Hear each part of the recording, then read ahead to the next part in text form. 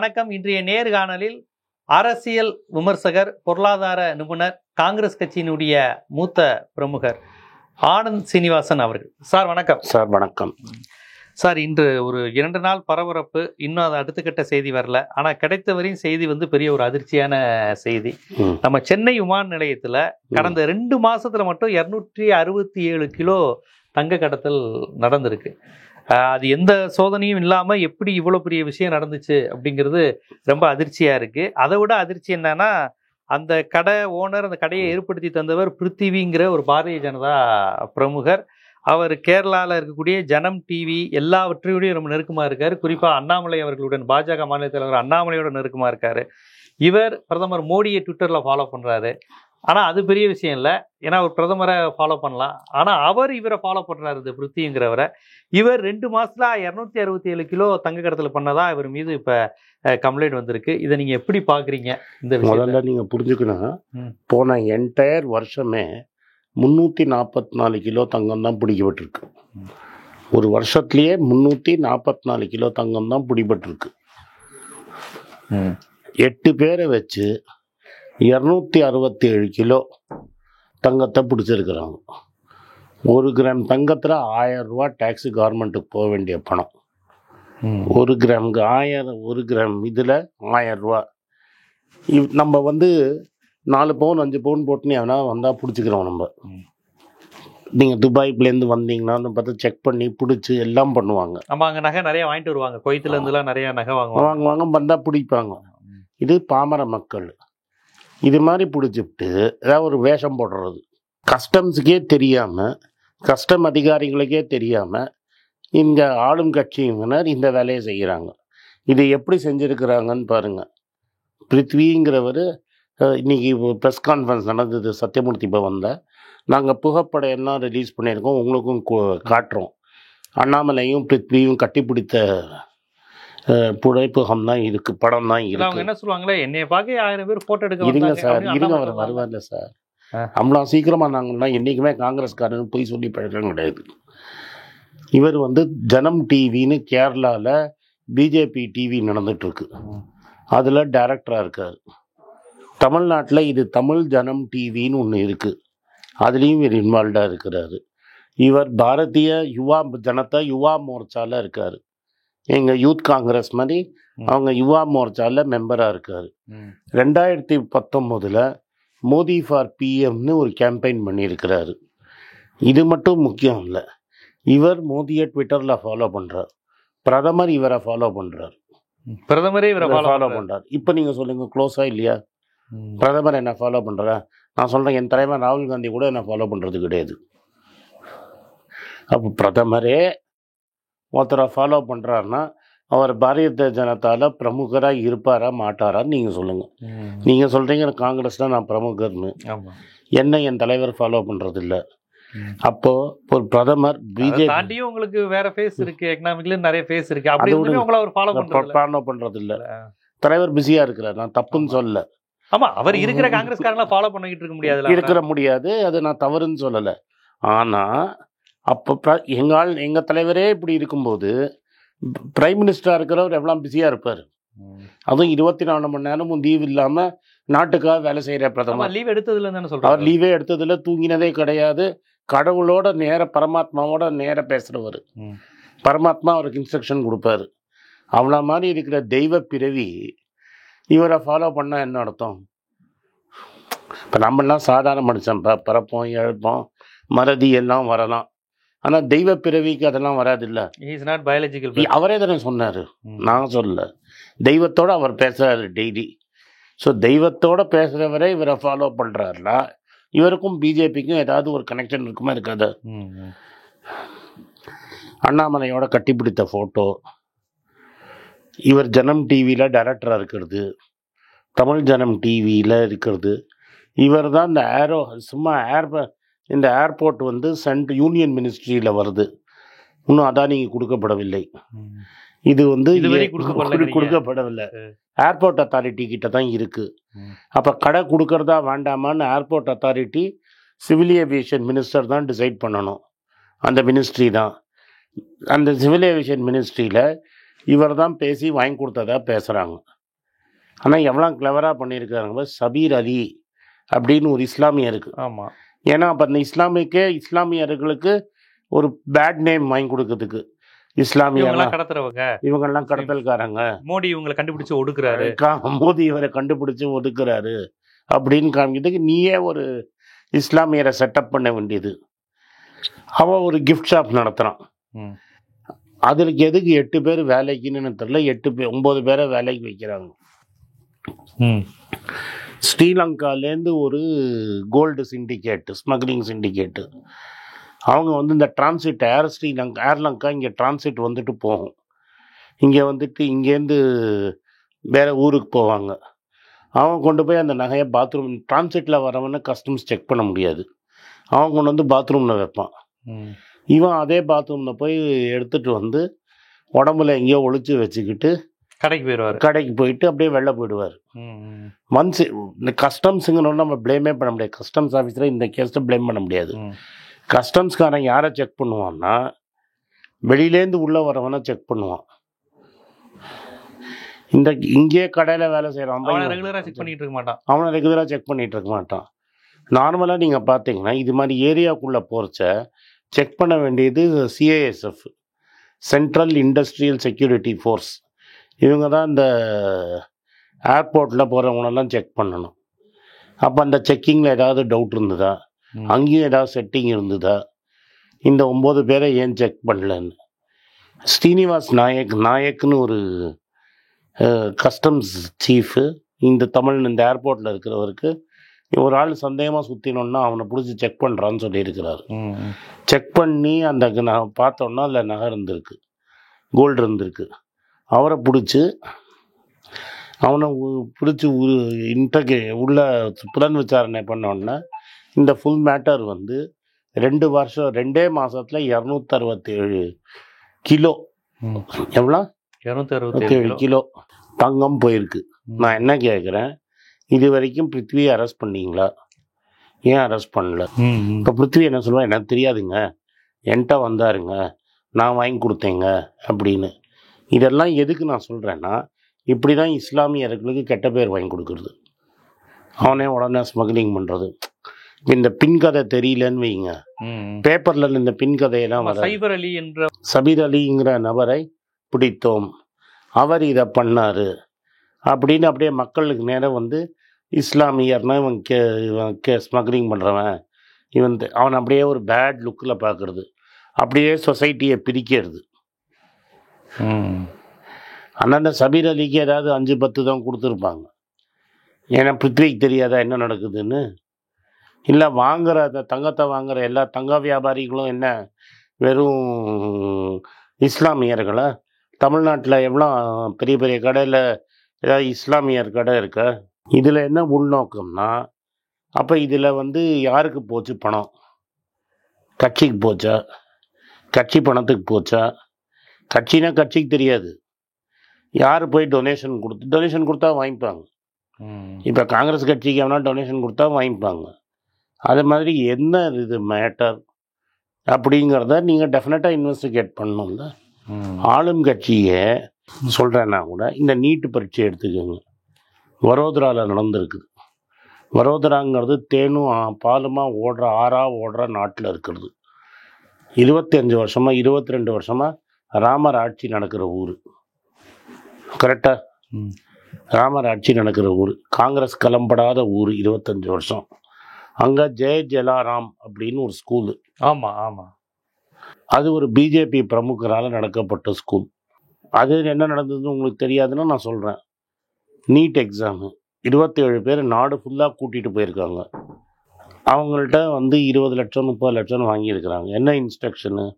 உங்களுக்கு தெரிஞ்ச கேள்விக்கு மட்டும் பதில் சொல்லுங்கள், தெரிஞ்ச கேள்விக்கு பதில் சொல்லுங்கள், மீதி கேள்வியை பேப்பரை அப்படியே கொடுத்துருங்க அப்படின்னு. அப்போ என்ன ஆகும்னா, அந்த பேப்பரை அங்கேருந்து சென்டர் செக்கிங் இதுக்கு கொண்டு போகிறதுக்கு 2 மணி நேரம் ஆகும். அந்த 2 மணி நேரத்தில் ஒரு ஜியாகிரஃபி டீச்சரை செட்டப் பண்ணி அவன் அந்த 27 பேருக்கு பேப்பரை ஃபில் பண்ணிவிடுவான். அவனுக்கு ஒரு ஆன்சர் கீ வச்சுருப்பாங்க, எது கரெக்ட் ஆன்சர்னு. அவன் எல்லாத்தையும் கரெக்ட் ஆன்சர்லாம் டிக் அடிச்சிருவான். உங்களுக்கு புரியுதா நான் சொல்கிறது? நான் பேப்பரை எழுதாமே கொடுத்தா கூட 720 கேள்வி அவனே டிக் அடிச்சிருவான். இது எங்கே நடந்திருக்குது? பிஜேபியில் ஏரியாவில் நடந்திருக்குது. அந்த ஸ்கூலை நடத்துகிறவர் பிஜேபி பிரமுகர். இதனால தான் நம்மளை மாதிரி சகோதரி அனிதா மாதிரி ஆட்களுக்கு சீட்டு கிடைக்காம போகுது. அவங்களால 30 லட்ச ரூபா கொடுக்க முடியுமா? அவங்களால போஸ்டல் செக்கெல்லாம் கொடுக்க முடியாது. அதே மாதிரி தான் இப்போ ஒரு சின்ன பையனும் அவங்க அப்பாவும் இறந்தாங்க போன வருஷம். ஏன்னா அவங்களால 30 லட்ச ரூபாலாம் கொடுக்க முடியாது. இதில் ப்ரைமர்லி என்னென்னா பணக்காரனுக்காக இந்த நாட்டையே செட்டப் பண்ணுறது தான் இவங்களோட வேலை. பணம் இருக்கிறவன் வாழணும், பணம் இருக்கிறவன் வாழணும், படோடப்பமாக வாழணும். ஆமாம், நல்லா இருக்கணும். நீங்கள் பணம் இல்லாமல் பிறந்துட்டீங்கன்னா உங்கள் அப்பா ஏழை தான், நீ ஏழையாகவே சாகணும். 30 லட்சம் அதாவது என்னென்னா டோட்டலாக ஒரு இவ்வளோ மாதிரி இருக்கிற நாட்டில் 1 லட்சம் சீட்டு கூட இருக்காது மெரிட் சீட்டு. மேபி இப்போ நிறைய திறந்துட்டோம், 1.25 லட்சம் சீட்டு இருக்கலாம் மெரிட் சீட்டு. அதில் இது மாதிரி கோல்மால் பண்ணி பணக்காரன் மட்டும் அந்த சீட்டை வாங்கணும். ஒரு ஏழைத்தாய் வீட்டில் பிறந்தவனுக்கு வயிற்றில் பிறந்தவனுக்கு டாக்டர் ஆகணுங்கிற ஒரு கனவே இருக்கக்கூடாது. இது எக்ஸாம் இல்லை. இதே இங்கே சபீர் அலி மாதிரி இருக்கிறவங்கள கொண்டு வந்து சபீர் அலி வயத்துக்கு பழகிக்க வந்தவன் தான். இந்த அம்பை நம்ம பேசக்கூடாது. ஏவி விட்ட அம்பை விட்டவனை தான் பேசணும். யாரை வேணாலும் இருக்கலாம். ஆமாம், அன்பு யார் வேணாலும் இருக்கலாம். அம்பு விட்டவன் யாரு? அந்த படம் இருக்குதே, நீங்களே பார்த்துக்கோங்க. அம்பு விட்டவன் யாரு? ஏன் ட்ரக்கு தமிழ்நாட்டில் அப்படியே ஃபுல்லாக ட்ரக்கு போகுதுன்னாங்க. நேஷ்னல் கிரைம் ரெக்கார்டில் பார்த்தீங்கன்னா தமிழ்நாடு தான் lowest drug related case. Gujarat தான் அதிகங்கிறாங்க. குஜராத் தான் அதிகம். ஆனால் அண்ணாமலை இங்கே என்ன சொல்கிறாரு? இவ்வளோ ட்ரக்கை பற்றி கவலைப்படுற அண்ணாமலை பிருத்வியை பிடிச்சி போலீஸ் ஸ்டேஷனில் கொடுத்தாரா இன்னைக்கு? இந்த மயிலாப்பூர் பெனிஃபிட் ஃபண்டை பற்றி நான் எக்ஸ்போஸ் பண்ணேன். இது மாதிரி நீங்கள் சீரியலாக பார்த்தீங்கன்னா பிஜேபியில் தமிழ்நாட்டில் இருக்கிறவங்க என்னெல்லாம் செய்கிறாங்கன்னு உங்களுக்கு புரியணும். இதனால தான் ராகுல் காந்தி தான் சொல்கிறாரு, ஹிந்துயிசம் என்ன சொல்ல, ஹிந்து மதம் என்ன சொல்லுது? சத்தியம் வதிஷ்யம், பொய் பேசாத, உண்மையை பேசு. இதுதான் உண்மையை பேசுறதா? இதுதான் ஹிந்துயிசம்மா? ஒரு இஸ்லாமியருக்கு வாங்கி கொடுக்க வேண்டியது, அவனுக்கு கொஞ்சம் பாசு கொடுத்து கைக்கூலி மாதிரி பிடிச்சிக்க வேண்டியது, அப்புறம் அதை வச்சு என்டையர் இஸ்லாமியரே தப்புன்னு சொல்கிறது, இதெல்லாம் எந்த ஒரு நியாயம்? அவங்க எதாவது பேசினா அவங்ககிட்ட புல்டோசரால் இடிக்கிறது. இதுக்கு நீங்கள் பாருங்கள், அண்ணாமலை டெஃபினட்டாக உங்கள் மீடியா கேட்கவும் கேட்காது. அண்ணாமலை இதை பற்றி பேசவே மாட்டார். இல்லை, அவர் ஏதோ ஒரு அரசியல் படிப்பு ஏதோ படிக்கிறதுக்காக லண்டன் போகிறார். ஆமாம், ரொம்ப சௌரியமாக இன்னிலே லண்டன். நேற்று நான் கோயம்புத்தூர்லேருந்து வந்தேங்க. அதே ஃப்ளைட்டில் தான் அவர் இதில் வந்தார். இதில் வந்தார், சென்னைக்கு வந்தார். சரி, சகோதரி தமிழிசை பதில் சொல்லுவாங்களா? இல்லாட்டா அந்த அசம்பிளியில் கோயம்புத்தூர்லேன்னு ஒரு அம்மா ஜெயிச்சுட்டு வந்துச்சு, அந்த அம்மா பதில் சொல்லுமா? இல்லை எங்கள் கட்சியில் அந்த கட்சிக்கு தாவி ஸ்போக்ஸ்மேன் நேஷனல் கமிஷன் உமன்ஸ் கமிஷனில் இருந்தாங்க. விஜயதாரணி விடுங்க, அதுக்கு முன்னாடி குஷ்பு இருந்தாங்கன்னா மேடம். குஷ்பு மேடம் உடம்பெல்லாம் சரியாக போயிடுச்சா? வெள்ளம் வந்துட்டாங்களா? குஷ்பு மேடம் பதில் சொல்லுவாங்களா? இல்லை, அவங்க இந்த கள்ளச்சாரா இதெல்லாம் பார்க்க போயிருந்தாங்க நினைக்கிறேன். அதெல்லாம் ரொம்ப அதெல்லாம் பண்ணியிருந்தாங்க. அப்போ இதெல்லாம் பெருசு கிடையாது. 1 கிராமுக்கு 1000 ரூபா, 1000 இவ்வளோ பேசினா 1 கிராமுக்கு 1000 ரூபா, 1 கிலோக்கு 10 லட்ச ரூபா, 267 கிலோக்கு எவ்வளோ? நீங்கள் 1 கிலோக்கு 10 லட்ச ரூபா.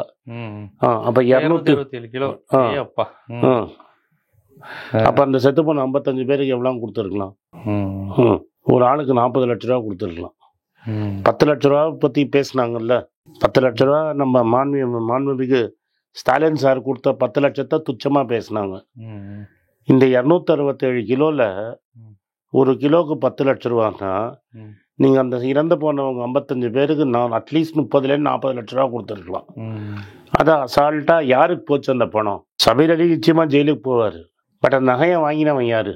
பிருத்விக்கும் சபீர் அலிக்கும் என்ன கனெக்ஷன்? அந்த பணத்தில் பிருத்விக்கு ஏதாவது கிடச்சிதா? அது ஏதாவது பாஜகவுக்கு போச்சா? இல்லை, இப்போ தான் எலக்டோரல் பாண்டு கிடையாது, கரெக்டுங்களா? அப்போ அது மூலமாக கொடுக்க முடியாது.